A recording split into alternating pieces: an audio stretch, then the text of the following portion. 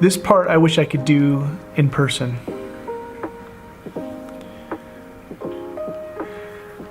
My heart really is broken over the way I've not pastored you over the last several months. And I'm coming to you to ask for your forgiveness. I have not done my part by any means. I've been convicted of many things in my own personal life, but that should not have stopped me from pursuing the calling of which God has given me, which is to pastor and lead SquareOne. Our mission, SquareOne, is we are a community saved by Jesus, on mission by His Spirit for the glory of God. And the function of how we are to do that is distance. To leverage technology to build communities. And moving here to China should have forced me to adapt to that specific calling, and I ignored it. And I abandoned you. And I abandoned the mission because I was living on mission. And that's not an excuse. That's a reality that I should have worked through, and I didn't. And I'm sorry. I was reading this morning in scripture today. It's out of Proverbs, and it said this. And I'm coming to you with a soft heart.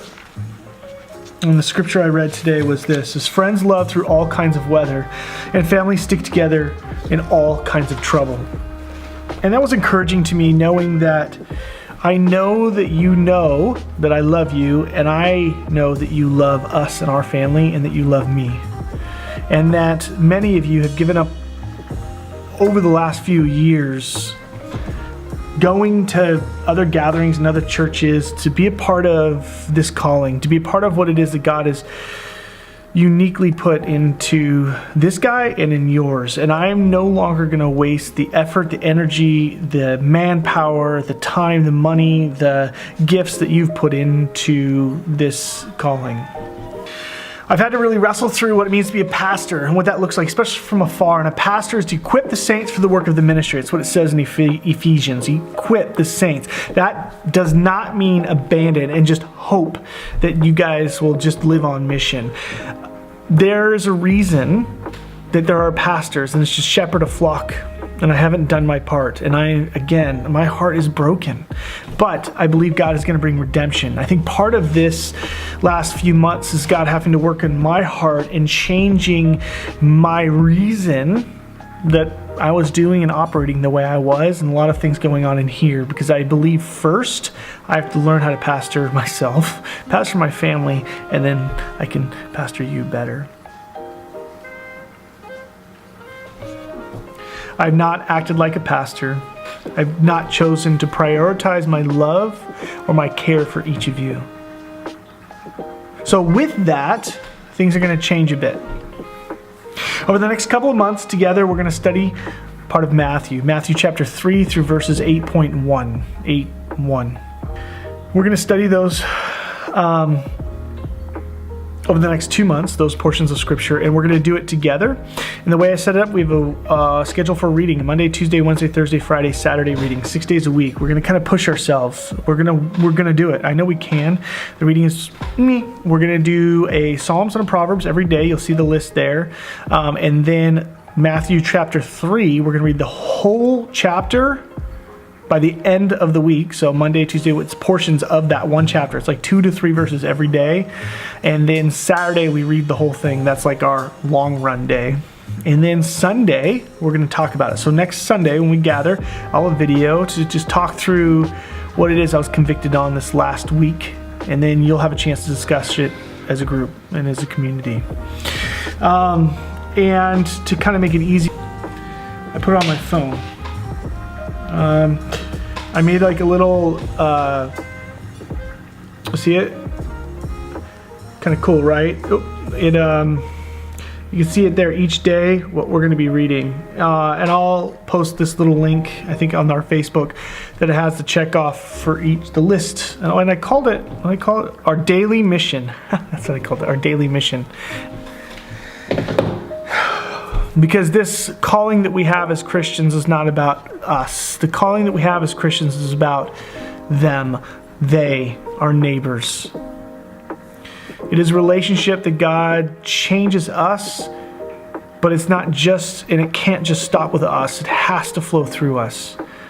It just has to. And so we are going to look at the mission and ministry of Jesus, the first part of his mission and his ministry, and we're going to just let it soak in as he's talking to his disciples and see how it changed them for the work. And at the end of Matthew, Jesus gave his commands to go into the world making disciples. That's what we're to do. Remember, we're a community saved by Jesus, on mission by his Spirit for the glory of God.